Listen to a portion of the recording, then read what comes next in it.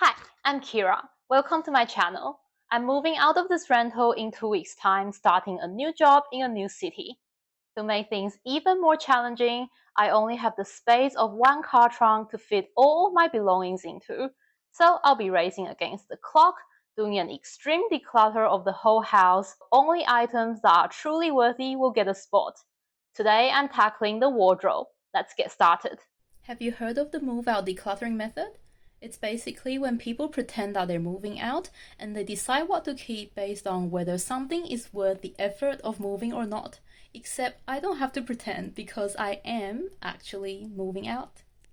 Instead of taking out all the items in my wardrobe, I'm going to start by picking out my favorite pieces, the clothes that I regularly wear and have no doubt that I take with me on a move. This is the easiest and fastest way to identify and filter through my wardrobe. Now that I've picked out my favorite pieces, these are the remaining items from my wardrobe. I know it's a lot. My goal is, by the end of the declutter, I hope everything will fit in this one single container, excluding blankets and big jackets. Do you think I'll make it? I'm going to sort them into piles to keep, donate, or maybe. And I'm going to be employing my 4 ultimate decluttering questions. Question number 1. Is this piece worth my time and effort to pack, move, unpack, and then find a permanent home for it? If you've got mismatched socks lying around, ill-fitted clothes, or even torn or stained clothing, get rid of them straight away. That's an easy one. Question 2. How do you want your new space to look and feel? Does the item fit the vision and style of your dream wardrobe? Take some time to analyze your lifestyle and build your wardrobe around your life. The contents of your wardrobe should equal the contents of your life. For example, if 10% of your time is dedicated to exercise, hiking, and working out, then 10% of your wardrobe should be activewear. Do you enjoy social events, clubbing, or going to concerts? Or are you a homebody? Do you prefer staying at home? Then you might need more everyday casual clothing over those fancy cocktail dresses. 3. When will you actually wear it? At what occasion? Try to picture a very specific time and place that you'd be able to put on the piece. Are you going to wear it on your morning walks around the neighborhood? Or is it something that you can put on for a work conference? Or perhaps when you hang out with your friends on a weekend brunch? If you can't picture any occasions that you'd be able to put on this piece, maybe it's time to let go.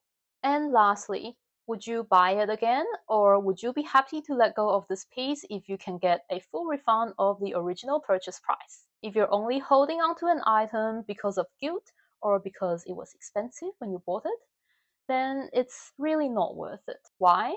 Well, I have a whole video of how much your clutter is actually costing you financially and emotionally when you choose to hold on to clutter that no longer serve you. So if you're interested, make sure you check that one out after this video. So these are going to donation. That's my maybe pile, and this is everything that I'm going to keep. Depending on how much space is left in the container, I might get some more from the maybe pile. So I'm going to start folding these first using the Marie Kondo's famous folding technique. Decluttering is kind of a big topic going on for some time now, but many people aren't aware of the root cause of the clutter, which is overconsumption. So if you declutter but then continues to shop unintentionally and overconsume, then it becomes a rather meaningless exercise and also very wasteful, as it becomes a vicious cycle of declutter then overconsume.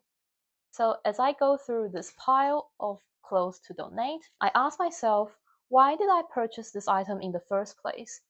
Was it an impulse purchase based on a trend, or was it on special and it looked like a good deal? If you do this reflection exercise regularly, you'll learn a lot about your own personal clothing style and preferences. At the same time, increase the chances of buying the right clothes that you love and wear all the time. So now we've decluttered the wardrobe.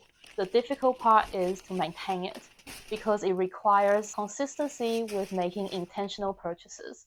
But I'm going to show you how simple you can apply this practice to your life right now. If you believe that the more clothes you have, the easier it is to put together an outfit because there are more options to choose from.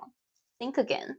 How many times have you thought to yourself, I have nothing to wear. when your wardrobe is stuffed full of clothes. When you have endless clothing choices, not only does it cause visual clutter, it overwhelms the brain, making it difficult to make a confident clothing selection and causes analysis paralysis. Did you know that the average woman spends about 6 months of her lifetime deciding what to wear? That's just crazy. Imagine if you had an extra 6 months of time to do whatever you want. Go hang out with friends, watch movie, or travel the world. By keeping a wardrobe with limited number of strategically selected items, you can save time getting dressed, save money by buying fewer clothes, but at the same time free up money to invest in quality pieces, and also it's more sustainable and better for the environment. There are a few simple ways that you can remind yourself to make more intentional purchases when you go shopping. I have this wardrobe analysis report stuck on my closet door. It tells me the total amount of pieces I own from each category of clothing, and it serves as a reminder to tell me what I need or don't need. You should set an upper limit of new garments you are allowing yourself to purchase each year. Let's say 8 pieces a year, 2 pieces each season. Sounds reasonable, right? Before committing to a new purchase, ask yourself these questions. When would I wear this? Would I wear it on the weekends at home? Or is it more of a showy piece that I wear for special occasions? This helps me visualize how practical this piece will be once I bring it home. How often would you actually wear this piece? Again, referring to your current lifestyle to justify whether it's worth buying or not. Do I have anything similar in my current wardrobe that I can replace? Am I still within my upper limit for this category of clothing? How do I pair it with other clothes? Do I actually have anything to go with it? You can hang clothes that go together on top of one another, so when you go to pick out an outfit, it's already paired up for you, saving you significant time. My final tip for you is to keep a donation box at the corner of your wardrobe. When you're going through your clothes, picking out an outfit, if you try on anything that doesn't fit you anymore or that doesn't look flattering, throw them in the donation box straight away. Anything that doesn't fit your lifestyle should go. Don't put them back onto the hanger.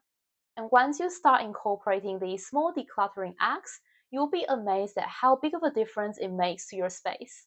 At the end of the day, everyone has different levels of tolerance to clutter and what they perceive as clutter.